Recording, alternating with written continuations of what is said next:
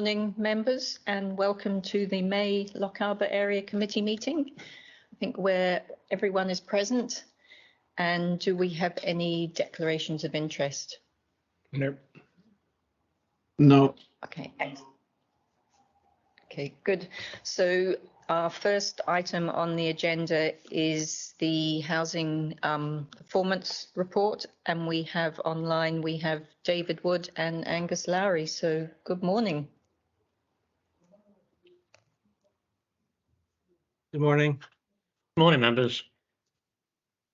Morning. Thank you for joining us today. Are you just going to give a quick summary of the report first? Yes, you will have all received a copy of the housing performance report for Q4, the period that covers January to March 2023.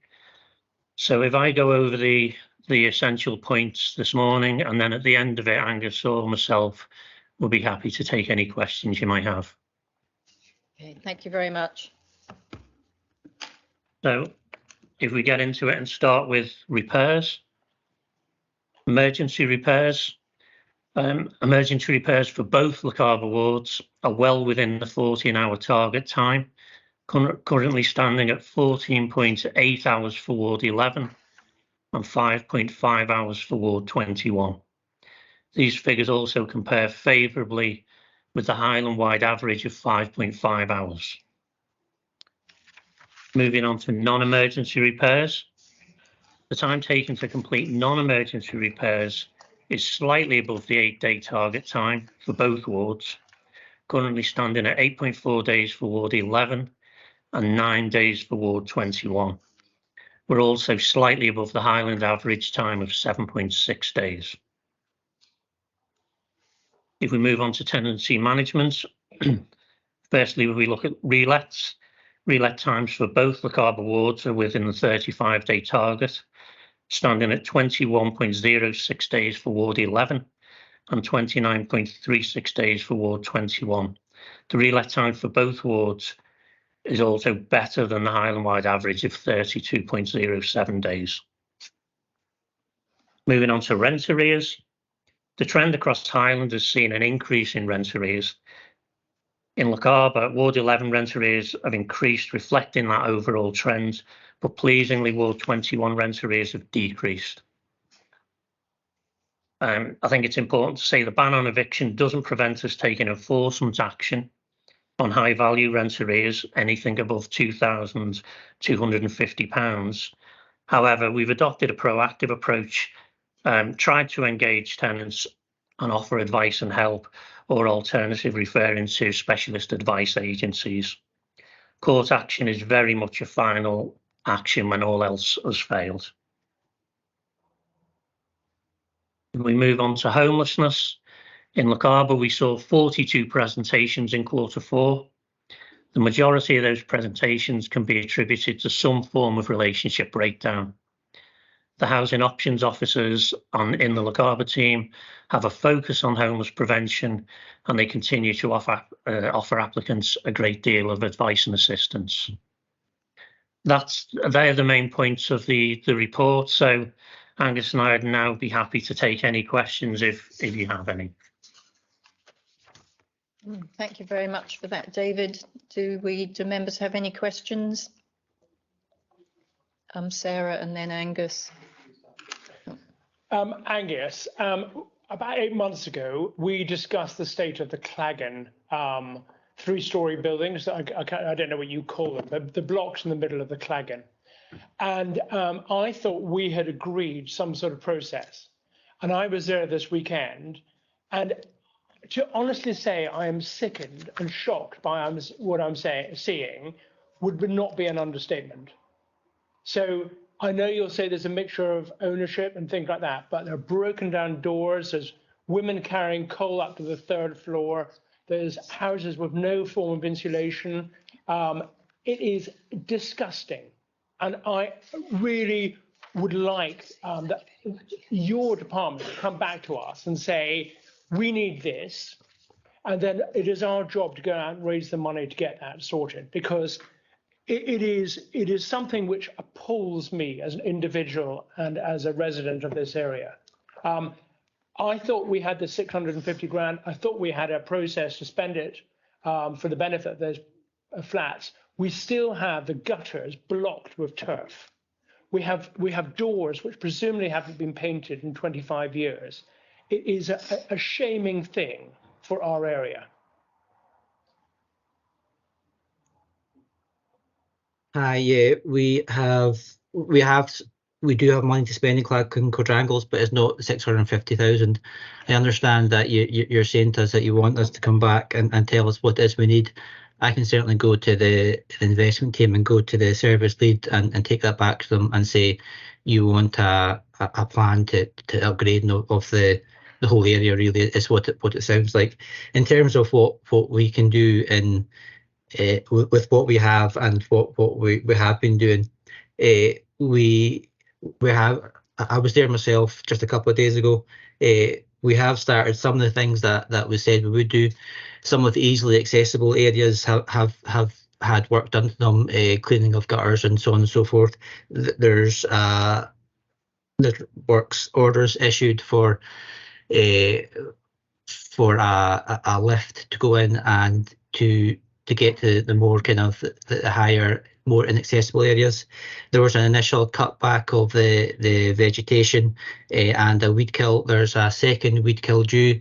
We were told by the landscapers we had to let a lot of that grow and then weed kill it again. That is due to happen either this week or next, I believe. Also, we agreed that we would paint some of the rough cast patches that had been done, the bits that were obviously a different colour. The painter's been on site a couple of times already. He will be there over the summer, but that is just the rough cast patches. That is not, painting the whole of the quadrangles or anything like that. I mean, we do have limited budget to do these things.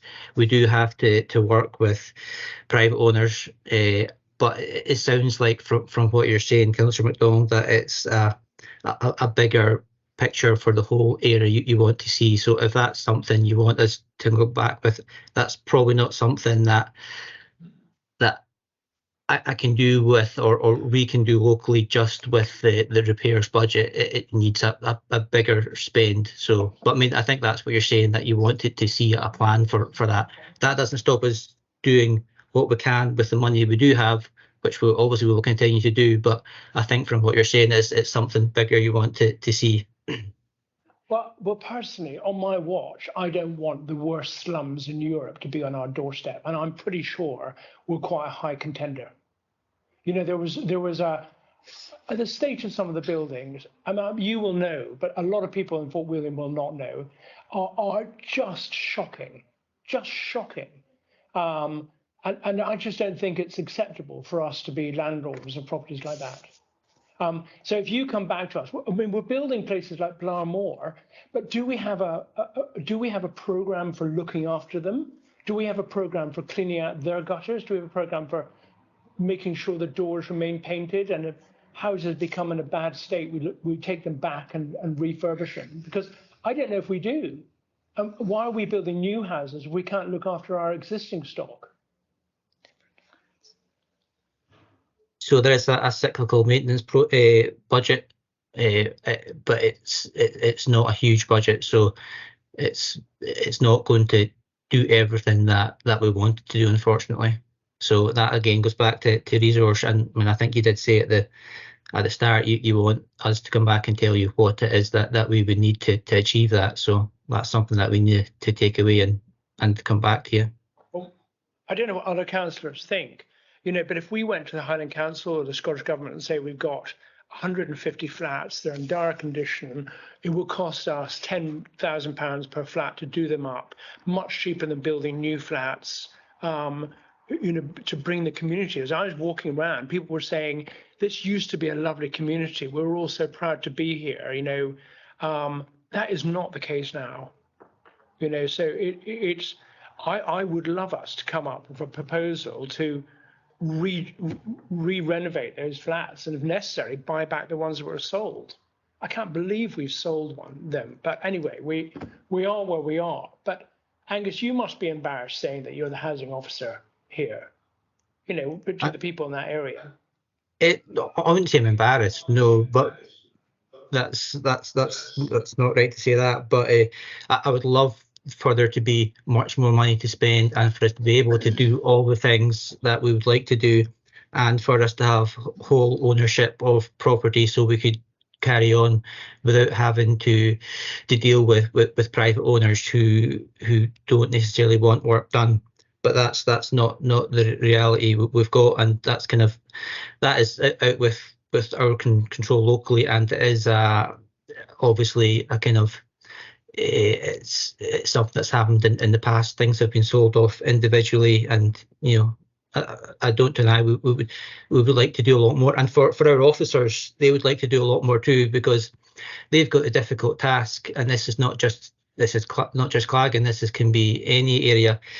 They have to say no to a lot of people a lot of the time when they're asking for improvements. It would make their life a lot easier if they could say yes to bathrooms, kitchens, heating systems, so on and so forth.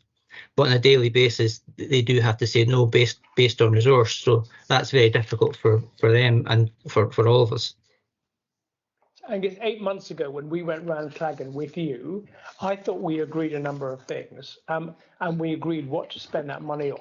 Is that not right? From my understanding, we agreed that we would take the £120,000 that we do have and use it wholly on one council-owned block to make improvements to that, because that's as far as it will stretch in terms of replacing windows, heating systems, and possibly some more energy efficiency improvements. And that's something that we have discussed with the project management team, and they are going to take forward for us. I think there's a meeting later this week to carry on with that. And sorry, the other thing was we were to use the revenue budget to do what repairs we could to make good the quadrangles, but it wasn't going to be a whole quadrangle renovation, because that's what had been looked at previously, but there's just not the funding to do that. So yeah, that's where we are as far as I was concerned, but I don't know if members have any other thoughts on that. I think this is going to come back to the next area business meeting. So I think we can go into a much greater in-depth discussion at the next business meeting, if we're happy with that. Thanks, Angus. Sarah is next. Before I ask my question, I just want to add to what Catherine McDonald just said. I think we're mixing two things. Is that money we had for the quadrangle, 120,000, and then a bigger project. Sorry, could you move closer to the mic? Absolutely. Is that it? That's the mouse. Thank you very much. Thank you, Angus. Yes, I think we've got to be careful not to mix two things. I mean, we're talking about 120,000 that was originally for the project for the quadrangles. And what Councillor McDonald is talking about is a bigger project to have repairs. But going back to that £120,000, I was at a meeting with Claggan Resident Association, and I think it would be important to have them involved in how we choose how we're going to use that money, because originally that money was designed for a project that was going to benefit everyone. So it would be important to make sure we liaise with the Residents Association so that they are involved in the choice of how we're going to use the money for repairs. The question I wanted to ask both David and Angus, I have noticed that I've had constituents who come back to me and say that the council is responsive very quickly for repairs, but then the delay happens with contractors often because they are too busy. How can we deal with that? Because we get sometimes contractors who are so overbooked, they don't come back for weeks or months to continue with the repairs, and repairs are left unfinished. How can we improve that? Thank you. So Sarah, in terms of your first point, which was the involving the Residents Association, I believe that one of the housing officers did go to, perhaps not that meeting there, but Pauline asked me for details about this when she went to a Claggan residents meeting a month or two ago. So I think they were hopefully updated at that point. If you do want to change the way we're going to spend this money, that would delay what we're going to do. So we could maybe discuss that away from here, because the residents may have different ideas. We did say we were going to spend it to try and make energy efficiency improvements in some properties at least, because we believe that's the kind of most pressing issue for folk in the flats. So your second point about contractors, we have a contractor framework which you have to be on to work for the council. So we are limited as to what contractors we can use. I think, as we all know, the contractors around here are all very busy. So I mean, we are limited in what we can do. We take them from out of area, but again, they're busy, and that can builds in added problems as well. The other thing, as well as contractors being busy, is we still have at times long lead-in times in materials and delays in sometimes the most obscure of materials you wouldn't necessarily expect. So there's no easy answer to making contractors more responsive. We have and we do take work off contractors, but we are limited as to who we can give it to, unfortunately, just because who we have in the framework. But even if it wasn't for the framework, I think we're all aware that because of the amount of building and work that is going in Lochaber, they are all very busy. We also have problems recruiting and retaining staff because there's so much work going on. We're searching the same pool of staff for our own in-house trades as the contractors are as well. So it's kind of a wider picture of lack of workforce and the amount of work that's going on in the area. So we do our best, but there's not an easy answer to making the contractors more responsive, I don't think. I think if I could just add on to what Angus has said, in terms of asking the current residents and tenants what they wish, we could, if members wanted to, we could always get tenant participation services involved so that they could conduct a survey basically to ask them how they want money spending in their particular area, and that can be fed back if that would be of any help. Be useful. The thing is, I don't want to take very long. It's taken us 8 months since we met Angus to discuss it. It's not a very large amount of money, and I think we need to make some improvements on that estate really quickly. Yeah, but it's not us deciding on the residents. I think it's an element from them, because it could backlash. The residents can really decide it for us. Done that 6 months ago. Yeah. I mean, Can it happen quickly, then? Sorry. David, can the tenant survey happen quickly? I can certainly speak to tenant participation and ask them if they can put that in place and feed back to you on what they say. The impression I got, David, is that because it was for the quadrangle, there could still be a quadrangle element in the spending, just like for tidying up, that sort of thing. I think that's right, Councillor Fanater. And I think what we would need to do is we would need to contact basically the tenants of Claggan, and that includes the tenants around the quadrangle area, and ask them, say, we've got a limited budget, how would you like it spent, and feed that back to you. I think that's probably the most efficient way of knowing exactly what the tenants do want, with as Angus said, limited resource available to us. yeah, I think if we could move, Thomas had a question. We can always come back to this, but we'll move on to Thomas's question. Okay, it wasn't a question. I was just want to follow on from what Angus said. this all boils down to component accounting, of which there is practically zero at Highland Council, and I suspect all councils now. When you build a house, like at the housing association, they immediately start planning to replace things like the kitchens, the bathrooms, paint it, maintenance, big maintenance items, and they plan for it. And I know at Lochaber Housing they have a plan to replace kitchens after 20 years or 25 years. At the councils, it's a political bun fight. It's a firefight. Basically, we're in a state of collapse before we actually go in and do anything. And we've got to remember, at Highland Council is so component accountant unaware that a ferry can collapse and we haven't got a single plan in place to replace it. Something as big and obvious and important as a ferry. So when you take it back to things like general maintenance of a house, when you look at that cool quadrangle, you can replicate that in so many places right across the Highlands, not just in Fort William or Lochaber, but right across the Highlands.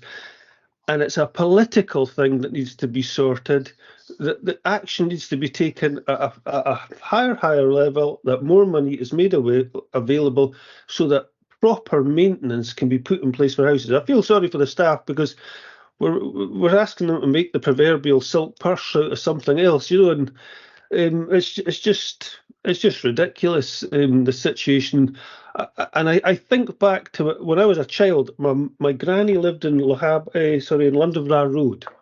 And that entire estate was decanted. Like all the old houses in Londonderry Road, as you drive up, they put 6 brand new caravans in to the car parks behind in front of Murray Place. And everybody from the old houses, over a period of about 3 years, was decanted to these.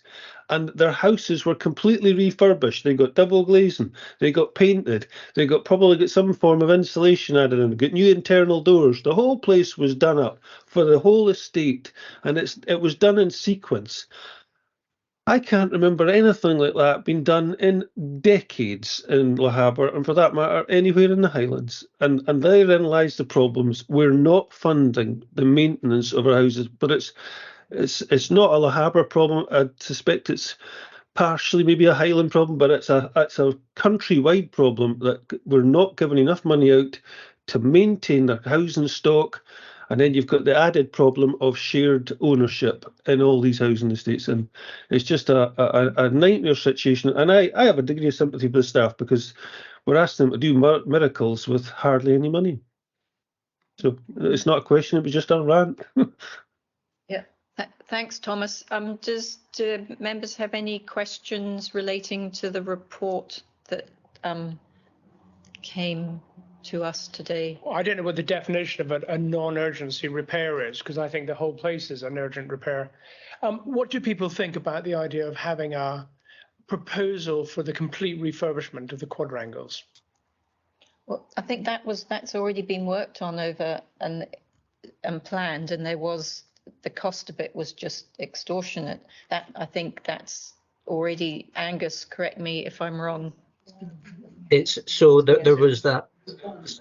Sorry, was it me there? Yeah, sorry. There was a plan which went over the space of probably 2 or 3 years, and it kind of incrementally grew bigger, and the cost was just extortionate. It got to the point it was about 750,000, and there was only funding for around 120,000, so just wasn't achievable without some sort of other source of income. But I would also like to point out that was just for the quadrangles. That is not for improving the homes that people are living in. That is just for the externals of the quadrangles. So I think what Councillor MacDonald is talking about is something bigger than that. Even it's more the fabric of the buildings and the elements within those buildings. So I mean that's a slightly different project or potentially a bigger project. Not saying that it's any less needed, but it's not exactly what was looked at previously. And also, I think the quadrangles have been in a poor condition for a good number of years. But what I would say is that the last 3 or 4 years probably haven't helped that the hiatus we've had waiting for this large project, which is just not achievable in terms of the funding we've got at the moment. Yeah, okay, thanks, Angus. Just I've got a question in relation to, you mentioned that there's going to be weed killing going on in the next week or so. Could you clarify what the weed killer is going to be? I can't. I would need to speak to the team that are doing it. I would need to speak to them to clarify that. Right, because I'm aware that recently there was a contractor up here spraying glyphosate around the place, and we need to be stopping the use of glyphosate. So I think I might be in touch and find out who to contact about that. Thank you. I can find out for that who's doing it and for this. Yeah, thanks, Angus. Do Sorry. we have any other questions on the report? No. Okay, thank you. Thank you both very much for joining us this morning. And as we've considered the information in the report, and we'll, I think, see you at the next business meeting, Angus. We're not confirmed. I think we're provisional, but yeah, that was to do with Clacgan quadrangles. Just before I go, I know we're nearly at the end of our time here, but in terms of the non-emergency repairs, I just want to put a wee thank you to all our staff who have worked through the winter to try and get the non-emergency repairs and the emergency repairs, down as quick as possible. The trades guys and officers out, working in all weather and out in cold and outside trying to fix heating systems as well. So I think sometimes it kind of, when we just look at the figures in the paper, we forget that these is people out working in all weathers and trying to do their best to get repairs up and properties up and running again. So I just wanted to mention that. I thank you to them. Yep. Thank you very much, Angus, and yeah, thanks to the team. Okay, thank you. Thanks now. Bye. Hey, thank you. Thanks, Angus and David. Bye. Bye. So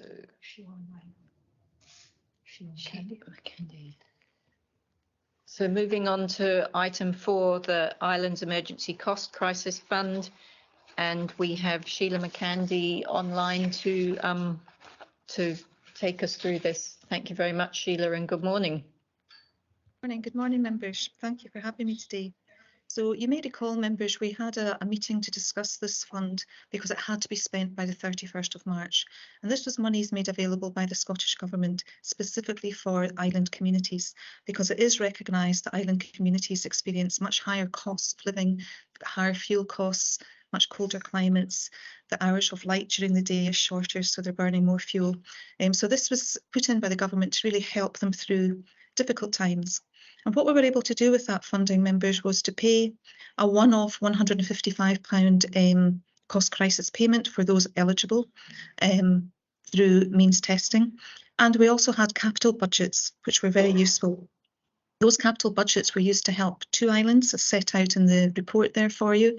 The Isle of Canna, they got £10,000 towards storage, additional storage, and the Isle of Muck got £11,853 for a replacement backup generator.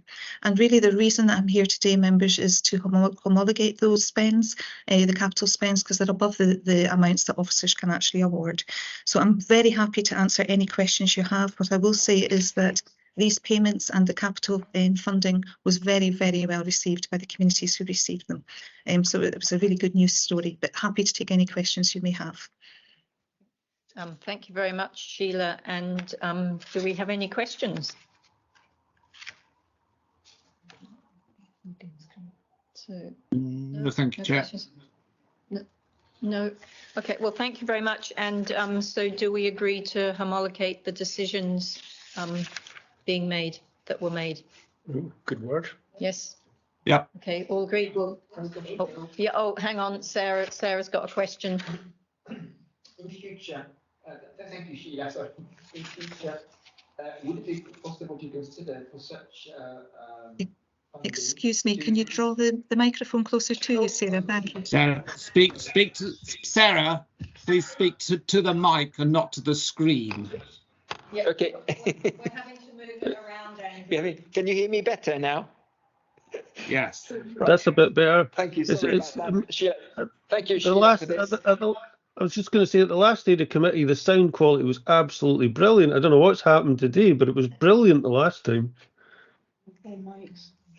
So my question is, in future, would it be possible to consider areas of the Highlands of Lochaber, which are not technically islands, like the peninsula, like Adamurken, or places like Neudaat, which are very isolated and can be more isolated than some islands? Is it something in future where they could be considered, or do they need to change their status? Yeah, this specific funding was specifically for islands, so we couldn't use it in the peninsula. But we have looked at, when we're doing Highland-wide spend, we have looked to ensure that we can meet the needs of the peninsula. So when we were going into COVID, for example, and we were putting vouchers out, the peninsula couldn't access the payment type that we were using. So we looked at different payment types for them. But for this particular spending, the Scottish Government was really clear around the definitions, and it had to be for the islands. So maybe in future funding rounds, we can have a look at that. Very happy to have a look at that, but we couldn't do that for the specific funding round. Thank you. Thanks, Sheila. So, yeah, as we've agreed to update the decisions. So thank you very much for your time this morning and for all your work on this. Fantastic to see the funding going to the islands. And we'll see you again. Thank you. Yes. Thank you, Sheila. Thank you very much. Thank you. Thanks. Bye. So moving on to item 5, which is also about the islands, implementation of Islands Act 2018, the annual report from Angus MacLeod, who's joining us online. So good morning, Angus, and thank you. Morning, Chair, and good morning, members. So just by way of introduction there, my name is Angus MacLeod, and I'm the Policy Officer in Highland Council. Some of you I've met, others have probably seen my name at the end of an email. It's the political parliamentary briefs I put out every week, so it's probably good for you to put a face to a name, so that's me. So what I've tried to do in this paper is just to summarise the bit of the background on some of the groups involved in the implementation of the Islands Act. I'm not sure how much you know about it, but I've provided links in the report for others to go in a bit deeper to find out exactly what I'm talking about. And I've also tried as well to summarise the funding streams for 22-23, so that's the year just gone. And you'll see it's been quite a busy space. So the first funding stream that comes out there is for the Islands Infrastructure Fund, and there was an overall fund of 4 million across the 6 island areas. And in relation to, obviously, this area committee, because it's a joint report going to Skye and Rossi, but in relation to this committee, there was successful, the Housing Enablement Project in Egg was successful in relation to £72,000, and I've detailed some of the areas that went into. There's also as well money going towards, now that again, I appreciate that this is not in relation to the small LCL, but some of the roles that I do, it relates to matchmaking, and I was able to matchmake funding to Highlife Island for the Angus Og Archive, and that's kind of got a sort of a wider islands resonance there as well, so that was part of that too. Sheila has just stolen some of my thunder because I was going to talk about some of the emergency budget that was put out there. She's covered that more adequately, so I'll skip over that. And I also want to give you an update on some of the other work streams that are happening. So you may recall there were some discussions about an islands bond, and that was when they were going to look at giving individuals or households funding up to 50k either to remain or to move to the islands. Now, there was a mixed reaction to that, and what they decided to do in the end was to pool that money and to focus that money into a wider depopulation issue. Now, the reason it was pooled was there was about 50-50 against it, but the majority of views from the islands was against it.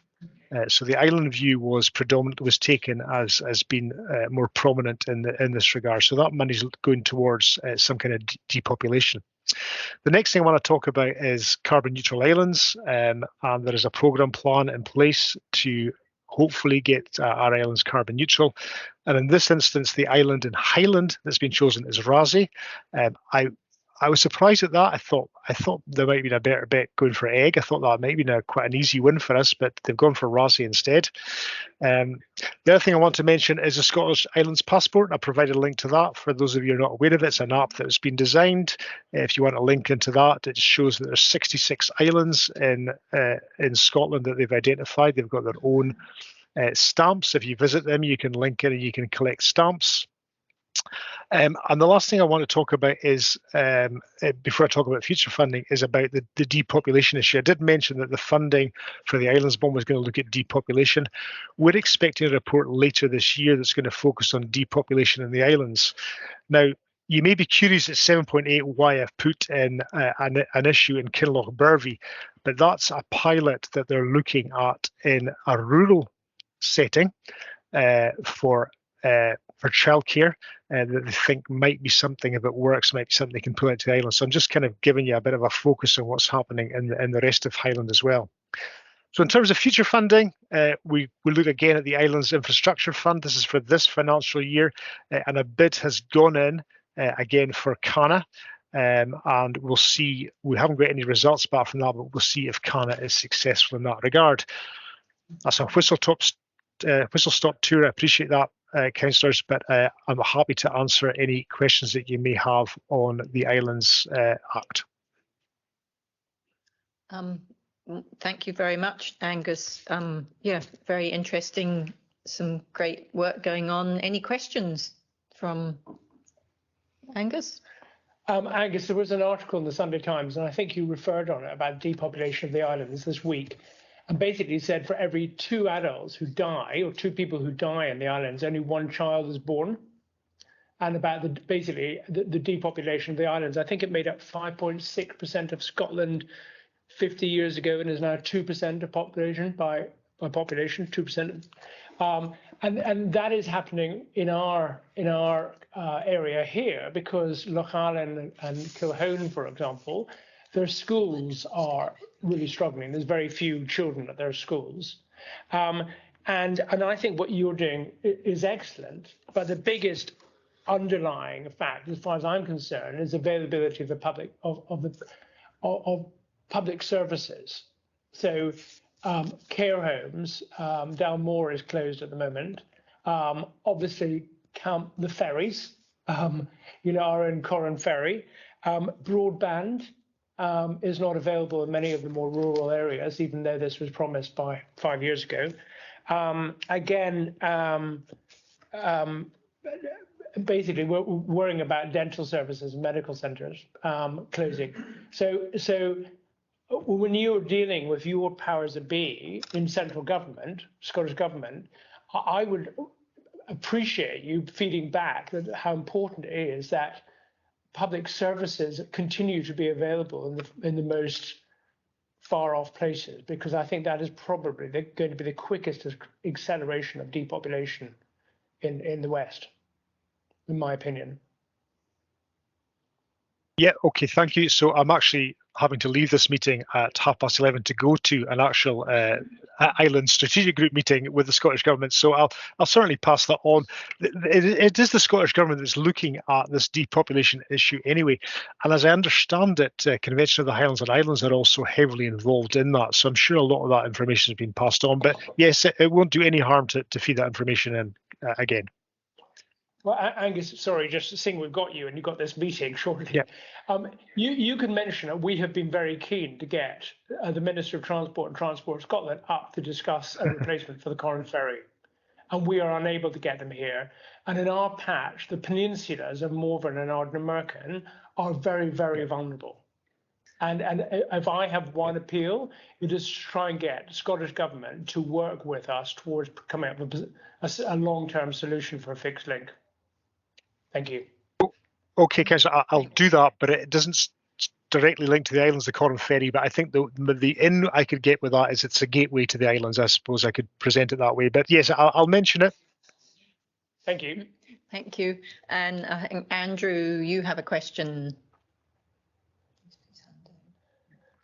Angus raised it. I was merely going to ask whether there is any measurable change in populations because of the ferry issues. That was the only thing I was going to say.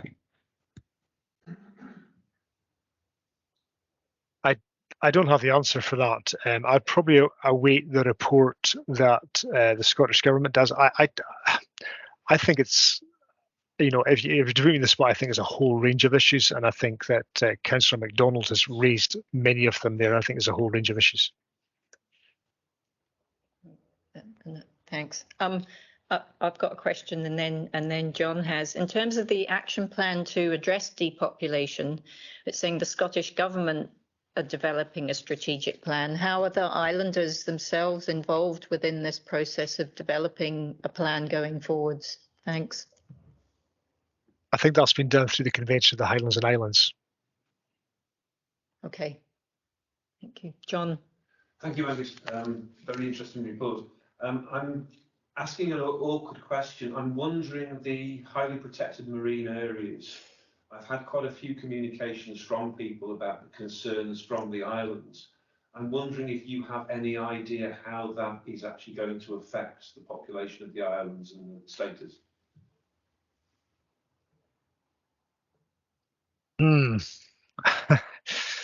Okay.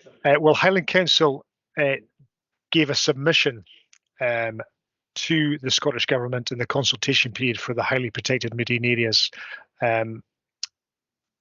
That's about all I could probably say on that. I wouldn't have an answer to that. That's probably all I could say on that. Okay. I think if I could just add at this stage that the consultation is just closed, and there are no areas as yet defined as to where these HPMAs will be, and there's no what they will look like has also not been decided. That is all to be decided going forward, with hopefully further engagement with any communities that might be involved.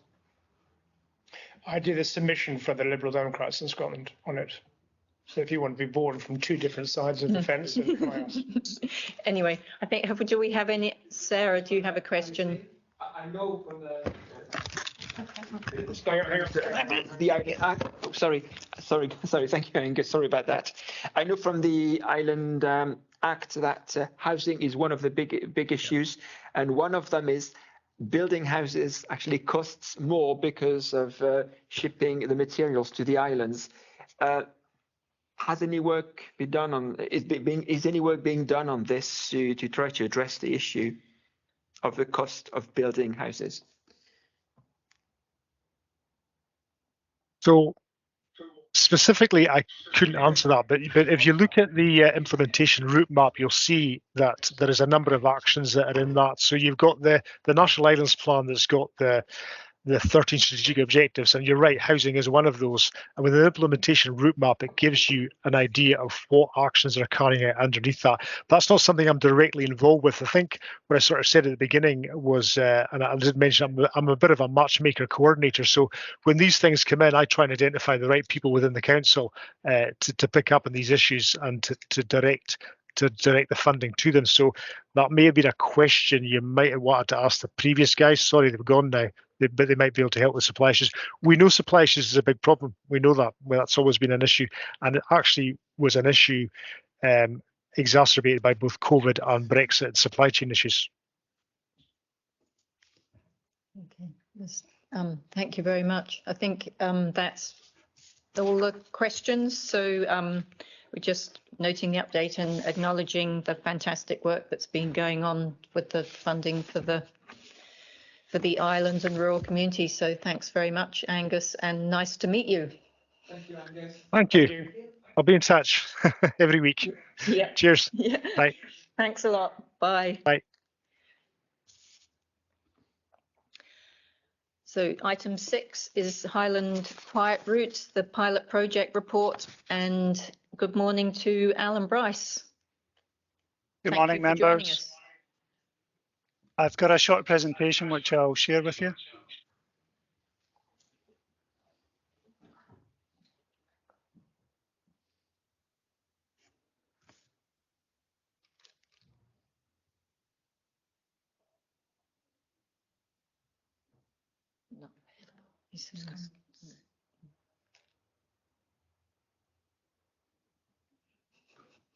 Okay, members, the report in front of you presents the Highland Quiet Route pilot project for the proposed Glencoe Quiet Route. The Quiet Route is to extend from the River Cole Bridge southeast to the A82, bypassing holiday accommodation. Yes. Alan, it's not, the PowerPoint's not showing. Hang on. We've got an issue with the PowerPoint. It says it's not able to take a shared presentation. Can you give me 2 seconds? Can we? Okay. Okay. Unless members have it in front of them on their screens, do you? No. No. Alan, did you email it to us, or can you? Because then we can look at it on our screens. Or we could go on Teams. Us online are getting a perfect presentation.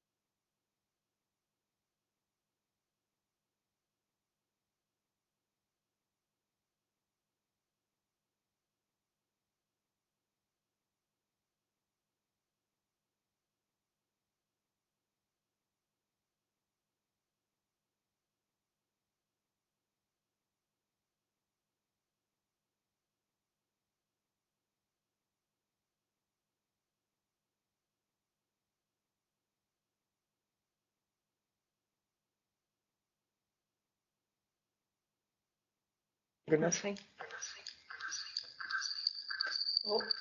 a problem.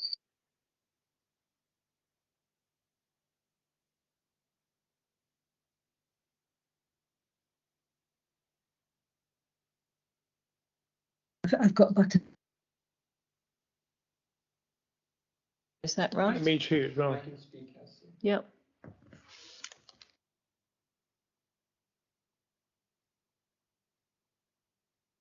It's muted by the sounds of it. Right, I think we're good to go again, Alan. Okay, I'll start from the beginning again, members. So the report. Yeah, that's fine. Okay, the report in front of you presents the Highland Quiet Route pilot project for the proposed Glencoe Quiet Route. The proposed Glencoe Quiet Route is to extend from the River Cole Bridge southeast to the A82, bypassing holiday accommodation, residential properties, and key trip generators such as the Clackegg Inn and the Red Squirrel campsite. The aim of the Quiet Route pilot project is to encourage active travel for everyday journeys. This aligns with the National Transport Strategy Sustainable Travel Hierarchy that prioritises walking, wheeling and cycling.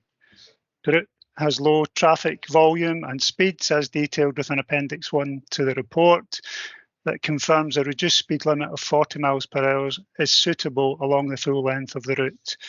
Detailed design shown in Appendix 2 to the report is informed by surveys by a consultant engineer and road safety audit.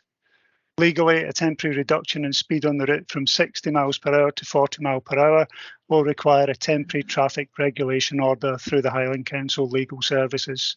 National speed limit setting policy allows for 40 miles per hour speed limits on roads forming part of a route for vulnerable road users. The budget for quiet routes is provided in full by Transport Scotland through Hightrans. The images on the slide are representative of what the gateways to the Glencoe Quiet Route would look like with the share space signage. Subject to the recommendations within the paper being approved today, the pilot project is to go live on the 1st of July and operate for 18 months. During this time, there'll be further consultation, community engagement, and collection of traffic data to determine the effectiveness of the pilot project and consider suitability of making the route a permanent quiet route. Where a permanent quiet route is to be considered, a further paper will be brought before committee. Thank you. Thank you very much. Thank you very much, Alan. Do members have questions? I've got a point which Alan knows is coming because I've been discussing it with him. The cost so far is £10,000. The next stage is a further £25,000. For the life of me, I don't think this is a good use of public money. And if the money was available to complete the path up that road, I would be enormously in favour of it. But Transport Scotland is steadfastly not spending the money on the West Highlands, which is badly needed, and they're coming up with their own plans. And we have got terrible roads on the West Coast, and so I don't think this is a good use of public money. And if it could be redirected to improving that path alongside this road, then I would be all for it. Do you want me to respond to that, members? Yes, please. Yeah, just to confirm that the budget spent so far is 10,000, which is the consultation, speed data collection and design. A further, not 25,000, but 15,000, with an overall total of 25,000 for the project, will be spent on the quiet route. That further 15,000 is the implementation, signage, lines and road markings, and traffic order sort of production. I understand the comment that's been passed, but I do think, the pilot project has merit. We're looking at ways of improving our road infrastructure, increasing active travel and providing choices for wider communities. So I feel that, the project has merit on that sort of ground, that it will bring better connectivity across this rural road to tourist generators and residential properties and also holiday accommodation. So I think it will bring quite a wide benefit. In addition, I think the 40 mile per hour reduction in speed limit will also benefit the diversionary route when the 82 is closed, and it will make the road a lot safer with the additional signage that will be incorporated as part of the project.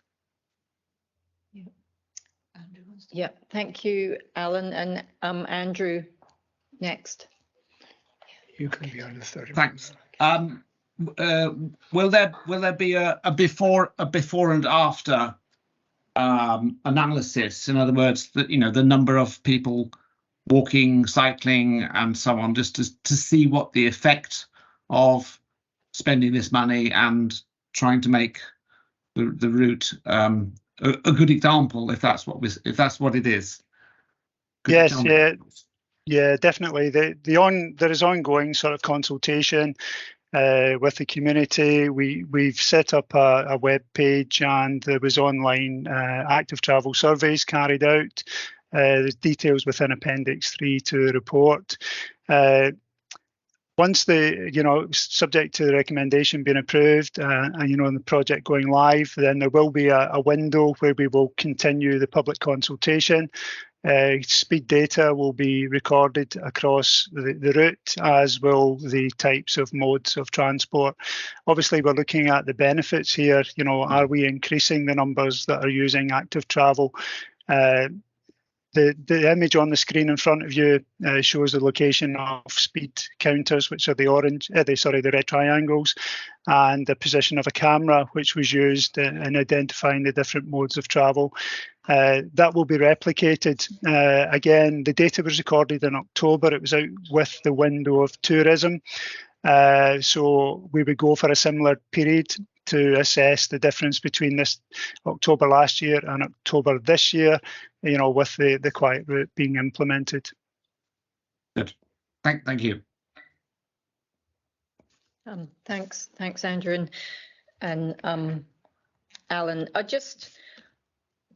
I guess I'd like to see, at the end of this trial period, which I understand that the community are behind support the fact that the speed limit's being reduced down to 40 kilometres an hour. But depending on the results of further traffic data, I would certainly like it to be considered at the end of the trial that the speed limit is potentially further reduced to 30 kilometres an hour. Having driven down this road many times, I know it's very hard to drive very fast on it anyway. And I'm also wondering whether it would be possible to be looking for sources of funding to complete the path that runs alongside the road, because at the moment there are gaps in that path, which means that people are having to return to the road. So there is a lot of active travel funding available, and it would be really good if there was a way that the path could be completed properly. Thank you. Okay, the 30 mile per hour issue, I think we had discussion about this at the ward business meeting. There are issues in terms of 30 mile per hour limits in that, you know, the setting. This is a rural road, you know, with no street lighting. 30 mile per hour limits are more akin to built up areas where there is street lighting. So whether it would be suitable or not would need further investigation. Obviously, reducing speeds to 30, the speeds that we're recording at the moment are in the bracket of 39.7 to 42.4 miles per hour. That makes the transition to 40 mile per hour speed limit much easier, because it means that we don't have to rely on additional sort of interventions such as hard measures on the road where we have build outs or horizontal or vertical sort of speed camming, and we can, you know, introduce simple things like lines and signs and possibly some rumble strips. So the 40 mile per hour aspect is quite easy to do because the traffic's behaving due to the layout and geography of the road in accordance with that speed. To bring it down to 30 would be a much more difficult and costly exercise, and whether that would be a suitable speed limit or not would need quite some further investigation. In terms of the path completion, yes, the path, probably is in need of some money to be spent on it just to improve the surface as things stand. I'm on the understanding that it's a community path and it's not been adopted by Highland Council. For the future, yes, I mean, obviously we're always exploring different strands of sort of funding, and if the right kind of funding could be found and there was the support within the local community, possibly through an active group, then yes, it is something that we could look at. Okay, thanks, Alan. I understand why the pilot is for 40 kilometres an hour. I guess, as you said, during the study, traffic data is going to be collected. So perhaps what will happen is, because the speed's being reduced to 40 miles per hour, the traffic data might then show that people are travelling at lower speeds than that, and that would be the evidence to then possibly at the end of this trial to look at reducing the speed further. But as this is a trial project, surely the results of that project might show that the speed should be reconsidered at the end of the project. I guess that's what I'm asking. I think so. Yeah, I mean, all considerations, obviously we'll look at all of the data, compare that with the data that was recorded, before a pilot is up and running. And then we would look at it in much more detail. And, if the speeds are suppressed sufficiently in certain areas on the route, then, we would consider all options. Yeah, I'm interested to know, will you be collecting data during the height of the tourist season as well? Because obviously that was when the road is really heavily used. Yeah, I think, it's something that we need to address with the consultant, SWECO. They are responsible for all the background consultation and recording of speed data. They also provide the engineering input to the project. So it's a point that we need to speak to them about. Certainly, we would like to have comparison data. So we looked at it in October 22. We want to look at it in October 23 to see if the pilot project has made a shift in, uptake in active travel. But possibly, we could do further speed data count within the height of season as well, which might give us a better sort of overview of the numbers of people using the route as part of tourism. Yeah, well, I think that would be a valuable exercise personally. And Angus has another question. So introducing a quiet route to reduce the traffic speed to 40 miles an hour when it's already an average of 40 miles an hour strikes me as the biggest waste of £25,000 of public money. I think that, it's bigger than just reducing the speed on the roads. The perception of people taking up active travel sometimes is that the speed limits are restrictive and put them off. A 40 mile per hour limit will give a bit more confidence to road users. And in addition to all of the other sort of delivery as part of the project, obviously I showed you the share space signage. That share space signage won't just be at the gateways, it will be replicated across the route as outlined within the detailed design drawings to the report. Now, we're hoping that the combination of multiple signs across the route and that reduced speed limit will work in tandem to give people a better sort of level of confidence to take up active travel on the route. Certainly looking at data from other local authorities, that seems to be the case, that the reduced speed limit and the repeating signs and raised awareness to drivers through road markings associated with the design as well is having a profound effect and is encouraging more people to take up active travel on routes. Do we have any further questions? Thank you. We look forward to seeing the outcomes of this pilot study and what will happen at the end of it. So I think we're being asked to approve the Glencoe Quiet route as presented in the report. Are we all happy to approve it? Not me, I'm afraid. Everyone else? Do we have general? I'm content to. I'm content to approve the recommendation. Yeah. Thanks, Thomas. Likewise. Hang on, I think Sarah's got another question. Hang on, Sarah. Oh, apologies. Thank you. Thank you, Alan. Just you mentioned that the community was happy with the 40 mile per hour speed limit, which apparently they welcome. What's the rest of the feedback regarding the other issues? Thank you.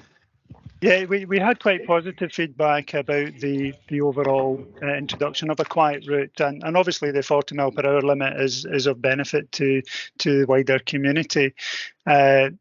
There's quite a bit of detail within the Appendix 3 to the report that outlines some of the sort of communications that we've had, with different members of the public.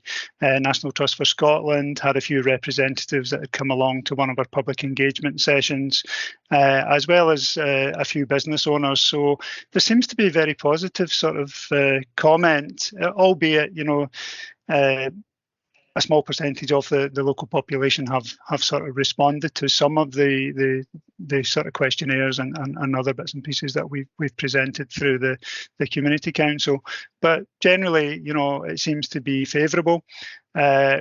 If we take this pilot forward and, we give it the 18-month trial, at the end of that 18-month trial, if we were to introduce a permanent speed limit on that route, then we would have to go through a statutory process where we would reach out and, there would be wider public engagement through that statutory process to allow them further comment based upon the 18-month period that they've had to see the route in progress, how it's used, and any benefits or negatives that it brings. So I think the pilot is good. It will give an opportunity to try it. And then, you know, we'll take the feedback through consultation and members of the public, you know, towards making it more permanent, and you know, the comments that brings to. Okay. Thanks, Alan. And I think Thomas has a question. Yeah, I was just going to quickly ask, like, I hear what's being said, but this money, it can only be spent on the road. There's no way we can transfer this money to a path. So our alternatives are keep it at 60 mile an hour and give the money away to some other area, or go ahead and reduce it to 40. That's it distilled in a nutshell. Yeah, I agree the recommendation. I agree the recommendation. Yep. Thanks, Thomas. Well, and I'm happy to approve the recommendation too, but I would like to see at the end of the pilot study, you know, what data has been collected, what the consultation with the community, whether funding can be accessed to complete the path properly. And so before it just automatically becomes a permanent 40 mile per hour, I think, you know, it would be good to review the results at the end of it. And I'm sure that I hope that you would be doing that. So I think we have general agreement for this pilot study. Yeah. Yes. Indeed. Yeah. So thank you very much, Alan, and we look forward to hearing how it goes. Okay, thank you very much. Bye. Thank you. Bye. So the final item is ward discretionary budget, and we're just noting that the following ward discretionary budget fund grants, as in the report, were awarded in the 2022-23 period. And thank you. And we also noting the minutes of the last meeting, which was in the report papers too. And that concludes today's Lochaber Area Committee meeting. Thank you. Thank you very much. Thank you. Thank you.